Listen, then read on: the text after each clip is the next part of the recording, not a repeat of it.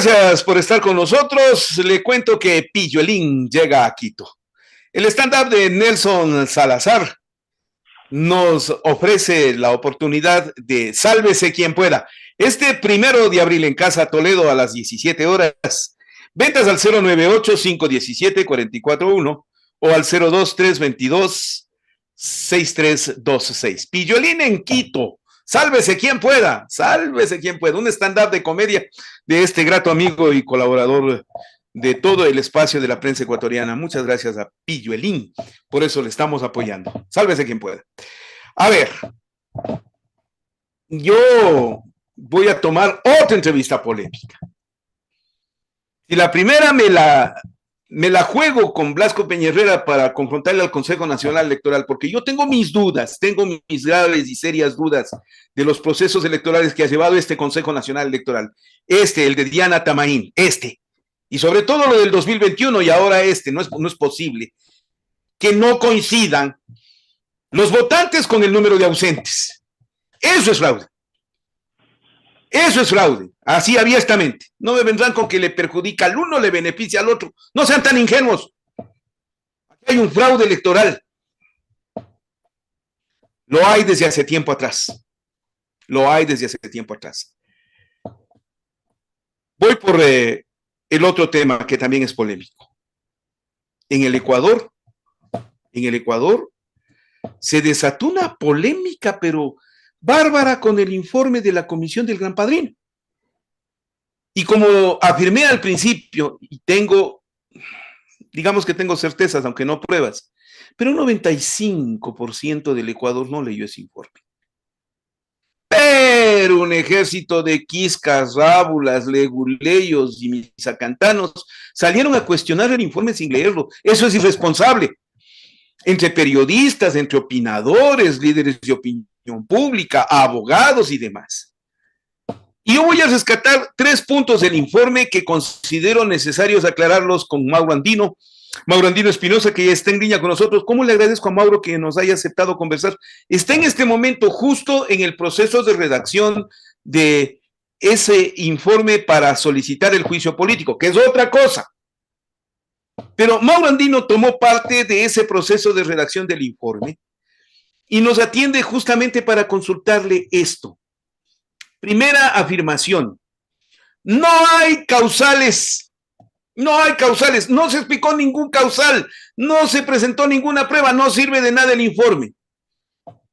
Se definieron primero delitos y segundo, se establecieron responsabilidades del presidente de la República en dicho informe. Mauro Andino Espinosa. Francisco, qué gusto poder compartir con usted, un saludo cordial y por supuesto toda su audiencia. Efectivamente, el informe es una cosa y otra muy distinta es la solicitud de juicio político. Creo que es importante arrancar por ahí.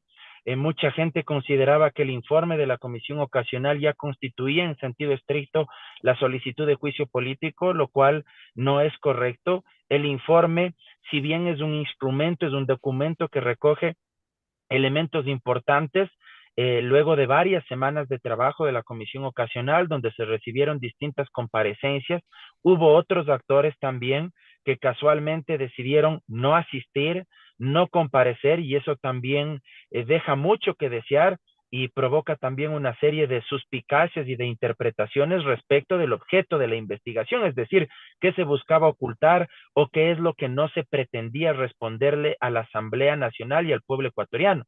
Pero en lo de fondo, el informe lo que trataba era de recoger elementos, indicios que sean base o fundamento de una potencial solicitud de juicio político que efectivamente será presentada durante las próximas semanas en la Asamblea Nacional por parte de varios legisladores, y ojalá sea con la anuencia, con la recolección de varias bancadas para que tenga el capital político necesario. Si es que es durante esta semana, en buena hora, y si no, pues más adelante. Este informe fue aprobado con 104 voluntades. Este informe recogió algunas cuestiones que me parece son importantes destacar. Por ejemplo, entre los elementos o indicios que uno podría identificar para poder determinar la responsabilidad política del presidente Guillermo Lasso ¿Cuántas veces le visitó en el Palacio de Carondelet el señor Hernán Luque Lecaro a Guillermo Lasso? ¿Quién era Luque Lecaro? ¿Cuántas? El gerente de la empresa coordinadora de las empresas públicas, es decir, esta especie de holding que actuaba como una especie de paraguas encima de las empresas públicas como Petroecuador, Flopex, Enel, Selec. Aproximadamente 40 veces le visitó en el Palacio de Carondelet el señor Hernán Luque Lecaro. ¿Desde qué época aproximadamente le conocía ya Guillermo Lasso a Luque Lecaro? Según información de la Superintendencia de Bancos, desde el año 93, Luque Lecaro ya formaba parte del Banco de Guayaquil como alto ejecutivo, fue vicepresidente del Banco de Guayaquil, la entidad financiera de la cual uno de sus accionistas mayoritarios, si no el mayor, es Guillermo Lasso Mendoza. Pero en lo estrictamente normativo, ¿quién le dio tanto poder a Luque Lecaro? Guillermo Lasso, a través de los distintos decretos ejecutivos, primero designándolo como el presidente, quien dirigía EMCO y a su vez quien presidía cada uno de los directorios de cada una de las empresas públicas, porque anualmente manejaban un presupuesto aproximado de 13,000 millones de dólares. Ese es el punto. Ese es el punto. ¿Por qué? Porque ahí está la responsabilidad del presidente de la República. Eso lo dice el informe. Lean el informe, por favor. 1, 2. ¿Qué tipo de delitos? No hay delitos. Perdonen. Ahí hay tráfico de influencias, contratación dirigida, sobreprecios. Hay todo un escándalo en la contratación de naves de transporte de petróleo en las empresas públicas, designado Luque por el presidente de la República. ¿Cómo se configuran esos delitos? Mauro Andino Espinosa. Mire, Francisco, adicionalmente a la designación de Luque Lecaro con el decreto ejecutivo firmado por el presidente de la República, él tuvo conocimiento ya de antemano de varios antecedentes que podrían propiciar el cometimiento de determinados delitos penales como concusión o peculado. Por ejemplo, el propio Luis Verde Soto, que fue secretario anticorrupción, no le alertó únicamente, Francisco, con el último informe, el que fue de conocimiento nacional cuando se dio este escándalo denunciado por la Posta, sino que previamente, y esto no lo digo yo, lo dijo el propio Luis Verde Soto cuando compareció a la Comisión Ocasional de la Asamblea Nacional. Luis Verde Soto les dijo a los legisladores que él, antes de entregarle el último informe donde le alertaba de potenciales casos de corrupción y donde lanzaba varias hipótesis sobre casos de corrupción en las empresas públicas, él afirmó en la Comisión Ocasional de la Asamblea Nacional que él, antes de eso, le había entregado fichas, esta fue la terminología que utilizó para referirse a documentos, sí, fichas, señor, donde le alertaba a Guillermo Lasso y a Iván Correa Calderón, que era el secretario de la Administración Pública, les alertaba a ambos sobre potenciales escenarios irregulares, ilícitos, potenciales contextos de corrupción en las empresas públicas. Y él dijo en la Asamblea Nacional, Luis Verde Soto, que a pesar de que les levantó estas alertas a través de estas fichas, de estos documentos, nada hicieron. Y por eso él fue firme en señalar que quienes deberían responder de por qué no se hizo nada, por qué no se escuchó lo que él levantó las alarmas y las alertas, son justamente Guillermo Lasso, Iván Correa y otros funcionarios más. Pero no conforme con la bitácora de Carondelet que demuestra que le visitó al menos 40 veces Hernán Luque Lecaro a Guillermo Lasso, el propio secretario jurídico de aquel entonces, Fabián Pozo, cuando compareció a la Asamblea Nacional, a la Comisión Ocasional, afirmó que Luque Lecaro también formaba parte de las invitaciones y de las reuniones que correspondían a los gabinetes presidenciales. Ahí creció el número. Ahí creció el número. Que Luque Lecaro, aparte de todo, formaba parte de las reuniones primordiales de los gabinetes presidenciales. Si durante todos estos escenarios, durante todos estos encuentros, el presidente de la República fue incapaz, fue incompetente de identificar lo que estaba sucediendo en las empresas públicas que le había encargado a alguien de su confianza, porque él le designa. ¿Cómo no se va a configurar responsabilidad política? Consecuentemente, alguna de las conductas penales, principalmente que están señaladas en el numeral 2 del artículo 129 de la Constitución, que habla de delitos contra la administración pública. Porque aquí no basta, y en esto quiero ser enfático, Francisco, aquí no basta que el presidente Guillermo Lasso alce los brazos y diga, es que yo no supe, es que yo no No, conocía, porque ese es un argumento falaz, fútil. ¿Por qué? Porque decir yo no supe significaría entonces que estamos al frente o comandados como país, como Estado, por una persona que es incapaz de darse cuenta lo que hacen o dejan de hacer las personas que él designa, pues. Y si es que el electorado le dio su voto en las urnas a él para que comande la presidencia de la República, es porque además le encomendaba que designe un equipo de colaboradores, no solo que sean de confianza, sino que no roben, que hagan bien las cosas. Y si es que hacen malas cosas, ese voto depositado en las urnas implicaba ¿qué?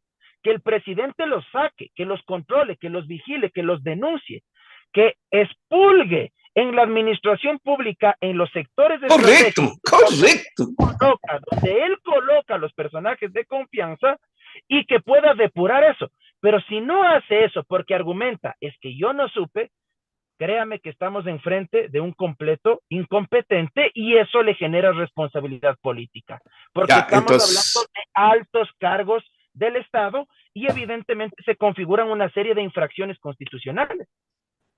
vamos claro. Primero, el presidente tiene responsabilidades. Tiene responsabilidades y en un juicio político se analiza la conducta del funcionario. Eso lo dice el informe. Y lo dice acogiendo una sentencia de la Corte Constitucional relacionada con lo de Jorge Glass. Por Dios, abogados, quiscas, leguleyos y tramitadores, lean el informe. Lean el informe. Ahí hay una sentencia de la Corte Constitucional que tiene que ser validada y que es usada en este caso. Dos, hay delitos, concusión, cohecho, que pueden ser atribuidos al presidente de la República. ¿Por qué, Mauro Andino? Mire, Francisco, usted acaba de mencionar algunas cuestiones que desde lo jurídico son supremamente importantes. Primero, la Corte Constitucional como máximo órgano de control, interpretación y administración de justicia en materia constitucional ya se ha pronunciado en dos casos que constituyen precedentes jurisprudenciales sobre lo que significa el control político en nuestro país. Caso 1, en el año 2017, el dictamen de admisibilidad en el caso de Jorge Glass. Cuando se enjuició políticamente a Jorge Glass, ¿cuál fue el argumento central? Que como él había firmado varios decretos ejecutivos porque estaba a su cargo la administración de los sectores estratégicos y a su vez, vía decretos ejecutivos, delegó tareas, delegó funciones, delegó competencias en varios ministros que a su vez fueron denunciados por algunas cuestiones ilícitas, él consecuentemente era responsable políticamente por esos delitos que se habían cometido en contra de la administración pública. ¿Y quiénes firmaron esa acusación constitucional? Firmó Henry Cucalón, en aquel entonces asambleísta social cristiano, hoy ministro de gobierno. Firmó Roberto Gómez Alcíbar, en aquel momento asambleísta de Creo, sobrino político de Guillermo Lasso y jefe de la bancada de Creo. ¿Y qué dijo la Corte Constitucional? Que el dictamen era favorable porque ellos no analizaban el fondo de la ¡Por Dios! sino las formalidades. Y la Corte Constitucional dio paso a ese juicio político. Pero además la Corte, ¿qué dijo?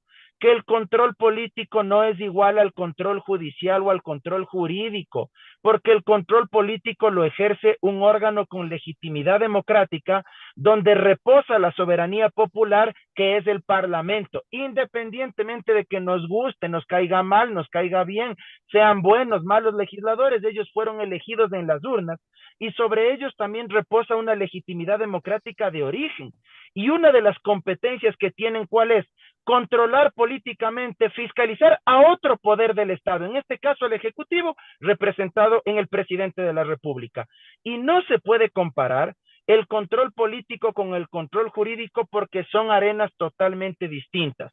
Y cuando se busca llevar esta discusión al campo penal, es un error, porque los asambleístas no van a sentenciar penalmente si Guillermo Lasso o en el pasado Jorge Glass tenía o no que ir a la cárcel, o si ver. o no es una persona que debe estar en libertad. Los asambleístas... Pero a ver, detente ahí. ¿Por qué no pueden juzgar penalmente? ¿Por qué no pueden juzgar penalmente? La respuesta es sencilla, Francisco, porque la responsabilidad penal la resuelve en estricto sentido dentro del campo jurisdiccional la función judicial. Si es que alguien tiene que determinar si una persona es culpable o inocente, si debe ir a la cárcel o si puede andar libremente por el territorio ecuatoriano, es solo la justicia. Y quien tiene a su cargo la investigación preprocesal y procesal penal es la fiscalía. Pero quien tiene a su cargo, en cambio, la investigación y la fiscalización política, quiero ser enfático en este término, política, es la Asamblea Nacional. Por eso, Francisco, el artículo 129, y esto tiene que saber la ciudadanía, prevé con absoluta claridad que para el enjuiciamiento político no se necesita el enjuiciamiento penal previo. Repito, para enjuiciar políticamente a un presidente o vicepresidente de la República no se necesita el enjuiciamiento penal previo. Y esto tiene su lógica, porque si fuera necesario el enjuiciamiento penal previo, tendríamos que esperar 4, 5, 6... ¡No! Párale ahí. Penalmente, y hasta eso ya se acaba el gobierno y el pueblo tendría que seguir soportando a un incompetente o a alguien por cuyas malas decisiones tiene que pagar las consecuencias del pueblo que lo eligió en las urnas. Por eso el juicio político es un juicio de oportunidad, donde se legitima o se rechaza a la autoridad de elección popular. Un juicio de oportunidad significa que, dado el contexto, si es que existe mérito y si es que existen las causales, evidentemente se puede censurar y destituir a esa autoridad de elección popular. ¿Por qué? Porque se ha encausado su conducta en alguna de las infracciones constitucionales. Pero además, Francisco, hay otro precedente jurisprudencial que muchos ahora sí ya no recuerdan, el de Jorge Yunda, pues, también por la Corte Constitucional. Correcto. Cuando se presenta la acción extraordinaria de protección en la Corte Constitucional y lo plantea Santiago Guarderas, la Corte Constitucional le da la razón a Santiago Guarderas, y la Corte, ¿qué dice? Una vez más, que el control político no es igual al control jurídico, y que el control político implica incluso que los legisladores, sean de un gobierno autónomo descentralizado como es un municipio, o sea la asamblea, incluso pueden adelantar su criterio, y que eso no puede ser interpretado como sucede en la vía judicial, cuando un juez, por ejemplo, no puede adelantar criterio. Ahí sería hasta un delito penal, sería prevaricato. Claro, prevaricato. En la vía política, incluso se puede adelantar el criterio. ¿Por qué? Porque al ser representantes de elección popular, responden a sus mandantes. Y uno de los fundamentos de la democracia representativa y del liberalismo, ¿cuál es? Deliberar, discutir, informar a sus electores.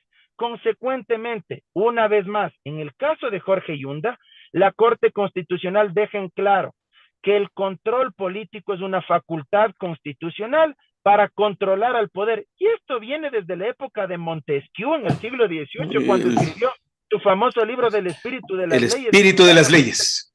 1748 me parece que fue, y viene desde la Revolución Francesa en la Asamblea Constituyente de 1789, viene desde el constitucionalismo norteamericano de los padres fundadores, viene desde Reino Unido del siglo XV, me parece. Ahí es lo que se conoce el famoso impeachment, es decir, la acusación política para juicio político.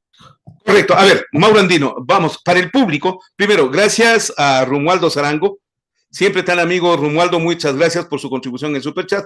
También muchas gracias a Patricio Rodríguez. Muchas gracias con nosotros, muchas gracias siempre por ser tan gentiles y su apoyo.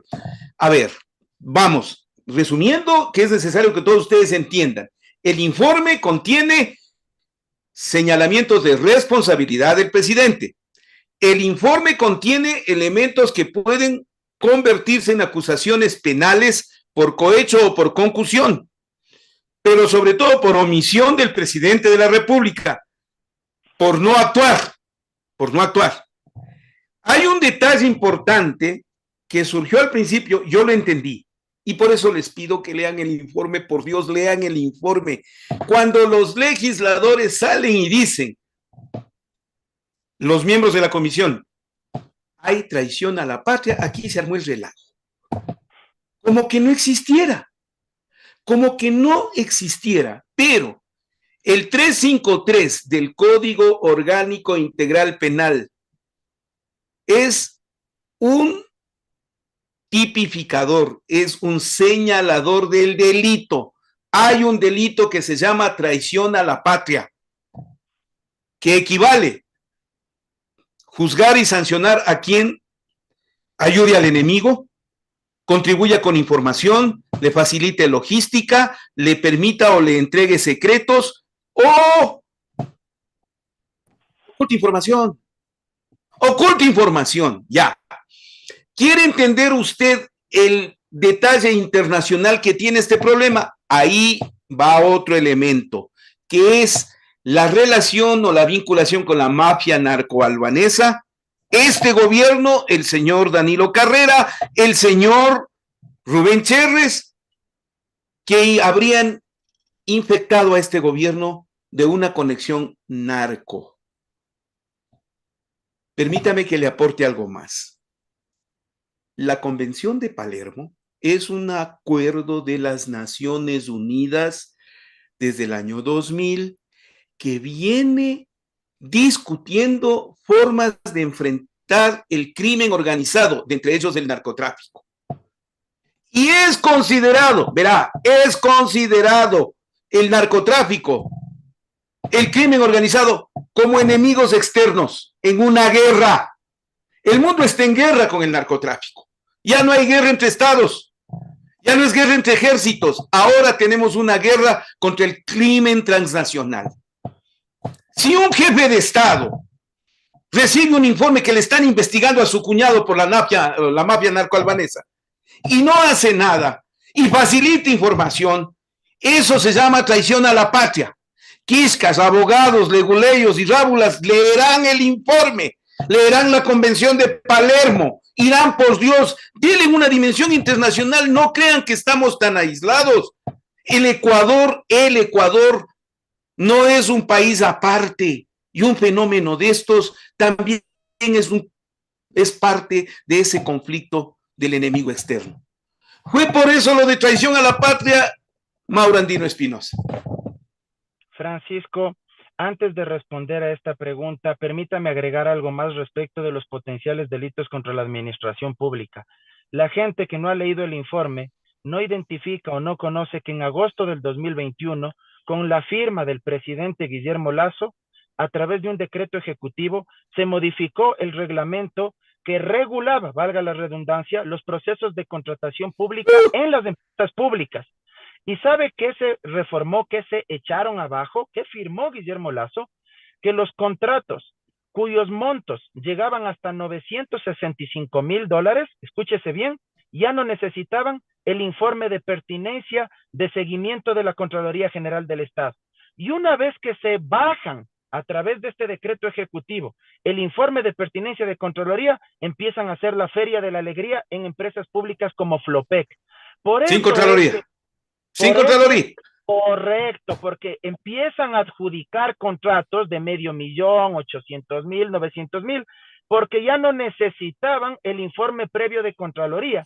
Y por eso es que el almirante Johnny Estupiñán, que dirigía Flopec, se queja ante la cúpula del gobierno y ante Guillermo Lasso de las cosas que quería hacer Luque Lecaro. Y Luque Lecaro, como tenía todo el poder omnipotente y casi que plenipotenciario que le había dado Guillermo Lasso, convoca una sesión del directorio de Flopec y decide sacarlo a Johnny Estupiñán del directorio.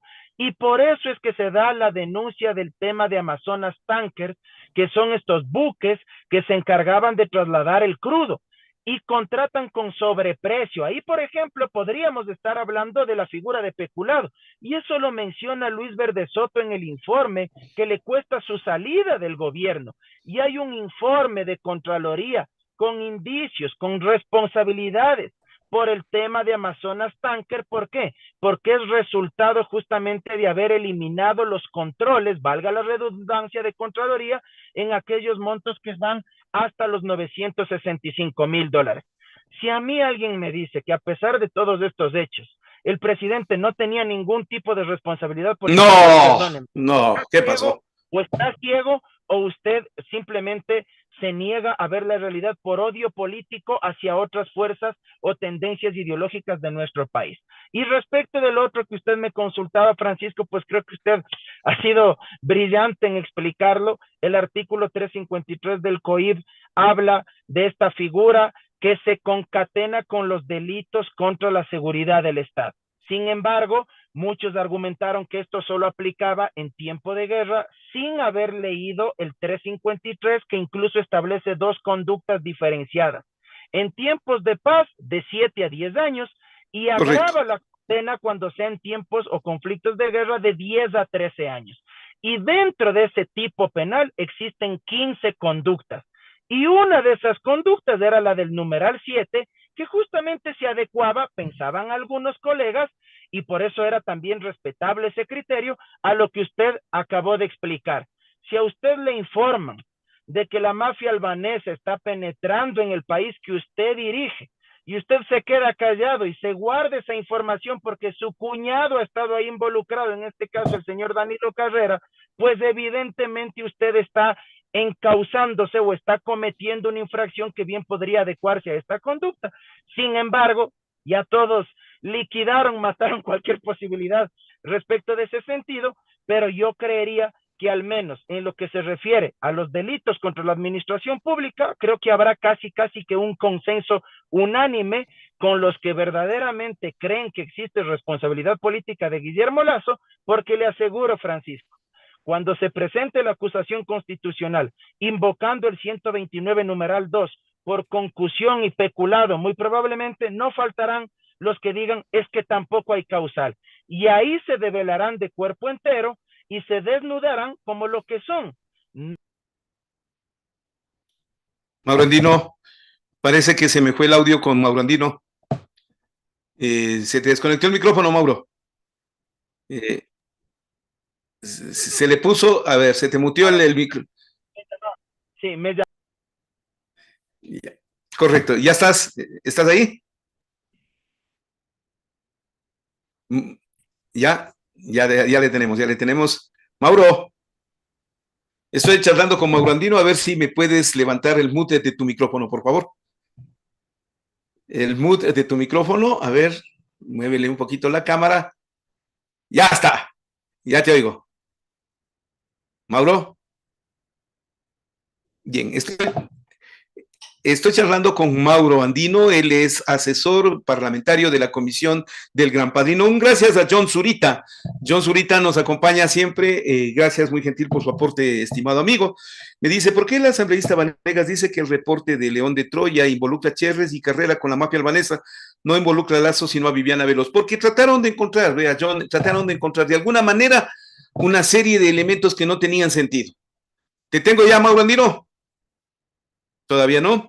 A ver, hasta tanto, realmente hay mucho que plantearse frente a este tema.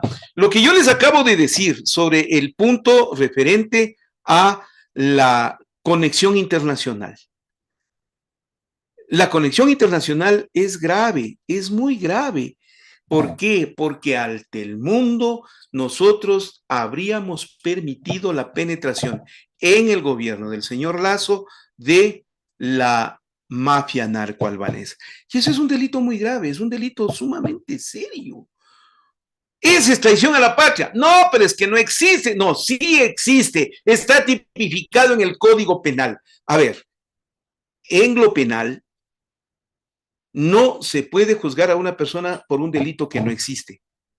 Se debe juzgar a una persona por un delito que consta en el Código Penal. Y la traición a la patria, mis estimados amigos, no es un invento de la Comisión.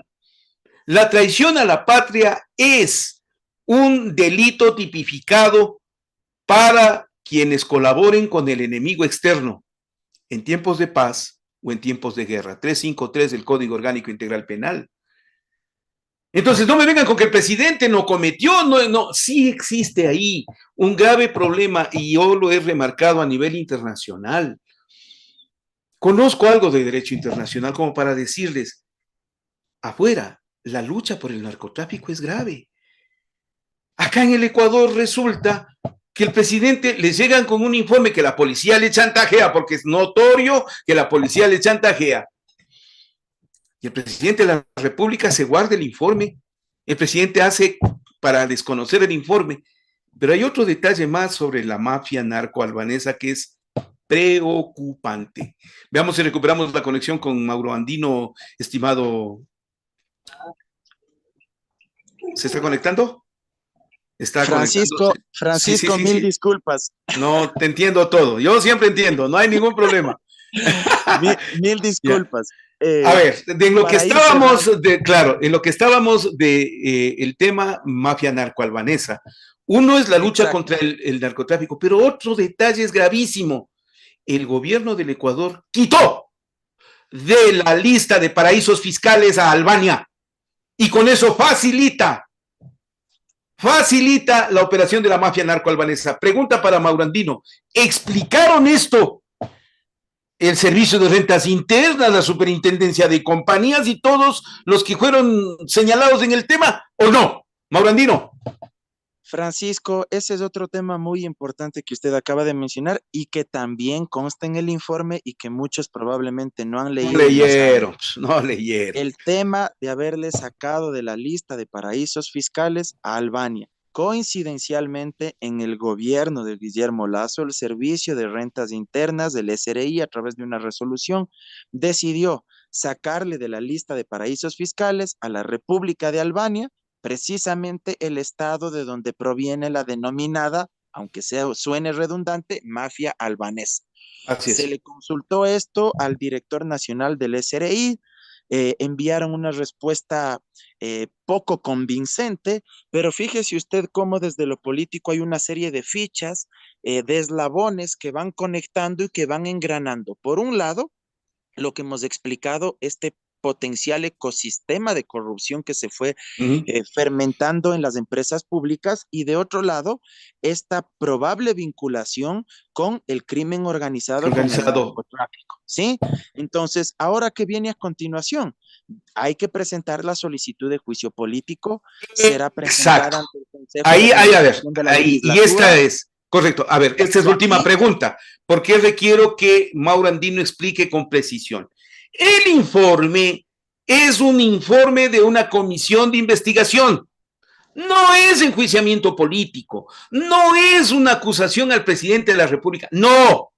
Viene a continuación y un grupo de legisladores, 46 en concreto, pueden presentar una acusación para trámite de juicio político. Explícate, Mauro Andino, y con eso quiero que termines, porque entiendo, Mauro Andino en este momento está formando parte de la comisión de redacción justamente de esta acusación del juicio político, y nos ha dado su tiempo para nosotros con el fin de explicar este tema. Gracias, Mauro. Dale. muchas gracias, Francisco. Efectivamente, se necesitan recoger 46 firmas de respaldo que representan un tercio de los miembros de la Asamblea Nacional, es decir, al menos 46 firmas que acompañen a la solicitud de juicio político. En la solicitud de juicio político se debe redactar, escribir la relación circunstancial de los hechos, describir la historia, cuáles son las conductas, los comportamientos que hacen colegir que en este caso el jefe de Estado, el presidente de la República, cometió una infracción constitucional, alguna de aquellas que están previstas en el artículo 129 de la Constitución y que constituyen causales de juicio político. Si usted escribe bien, de manera lógica, secuencial, con sindéresis, esa relación circunstancial de los hechos y a su vez le ata con alguna de las conductas descritas en el 129, la Corte Constitucional tendrá que dar paso, ojalá actúe con absoluta independencia, con absoluta neutralidad, que se resuelva en derecho, que se tome como precedente jurisprudencial lo que la Corte ya hizo en el año 2017 en el caso de Jorge Glass y lo que también la Corte ha dicho respecto del control político cuando se trató el caso de Jorge Yunda. Si es que esto es así, se pasa este filtro porque la Corte únicamente revisa las cuestiones formales. La Corte no va a decir si es que es inocente o es culpable en el ámbito penal o si es que es inocente o culpable en el ámbito político, Guillermo Lasso. La Corte únicamente va a verificar las formalidades. Y si pasa ese filtro, regresa a la Asamblea, al Consejo de Administración de la Legislatura, y el CAL traslada la solicitud de juicio político a la Comisión de Fiscalización. En la Comisión de Fiscalización hay un plazo de 10 días para que comparezca el acusado, Guillermo Lasso, para que comparezca el asambleísta o la asambleísta que lo va a interpelar, que lo va a enjuiciar políticamente y presenten cada uno las pruebas de descargo, el acusado, y las pruebas de cargo, quien acusa. Luego se abre un plazo de 10 días adicionales para que se pueda practicar las pruebas que considere necesario la Comisión de Fiscalización y se reciban otras comparecencias. Y luego hay un Correcto. plazo de 5 días para elaborar el informe. Ese informe solo hace recomendaciones o el juicio político con la consecuente censura y destitución, o en su defecto el archivo de la solicitud de juicio político. Pero Político. quien resuelve es el Pleno de la Asamblea. Lea. Pasa al Pleno de la Asamblea, asiste el presidente de la República, esta vez ya no podrá enviar a su delegado o a su asesor jurídico en el Pleno de la Asamblea, él tiene que defenderse por 3 horas. La asambleísta que lo acusa constitucionalmente tiene 2 horas, luego hay una réplica de 1 hora adicional para el presidente Lasso y luego 1 hora también de réplica para la asambleísta. Se retira del pleno el presidente, se abre el debate, los asambleístas que quieran intervenir tienen 10 minutos para hacerlo y posterior a eso se suspende el debate y hay un plazo de hasta 72 horas, si mi memoria no me falla, para convocar a los legisladores y que se tome votación. ¿Cuántos votos se necesitan? 92 votos para la censura y la destitución. Yo esperaría que si para el informe, que es algo mucho más grande, pero ahora con la solicitud, que es algo mucho más específico, donde se va a singularizar concretamente cuáles son las infracciones constitucionales y donde se va a hacer un relato mucho más concreto sobre las conductas del presidente que se adecúan a las causales de juicio político, pues yo esperaría que quienes votaron por el informe, que fueron 104 votos, garanticen que efectivamente también existan esos votos, al menos los 92 para la censura y la destitución. Caso contrario, creo que uno bien podría colegir que algo raro o algo medio oscuro pasó en el trayecto. El chantaje. El chantaje. Verán, de los 104 votos, el que se me baja de los 104 votos ese es chantajista. Clarito, clarito. El que se me baja de los 104 votos es chantajista. Señálenles, país. Gracias, Luis Cuenca, muy gentil. Gracias, muy amable. Mauro Andino, yo tengo solamente gratitud con ustedes. Muchas gracias siempre por atendernos y compartir este espacio. Es un lujo de entrevistado. Es un lujo de entrevistado, señor. Francisco, gracias a usted siempre por el espacio. Pido 1000 disculpas un poquito por las interrupciones, son gajes del oficio y del trabajo también, pero gracias por esa generosidad de siempre. Sigan adelante con este importante espacio que usted lo lleva ya desde hace muchos años atrás, que permite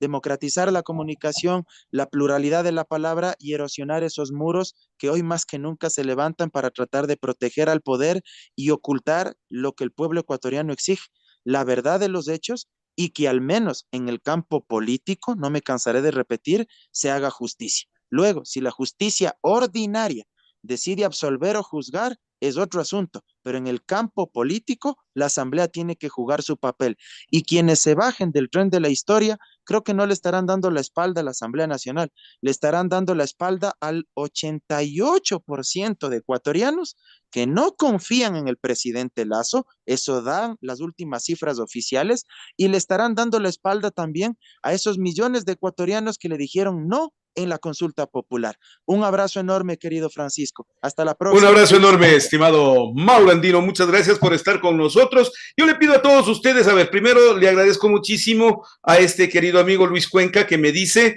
gracias por informarnos, mi bello Ecuador, vamos a salir adelante. Saludos desde Chicago, Illinois. Muchas gracias y bendiciones. Gracias a usted también. Bendiciones, señor. Gracias a todos quienes están contribuyendo en el superchat.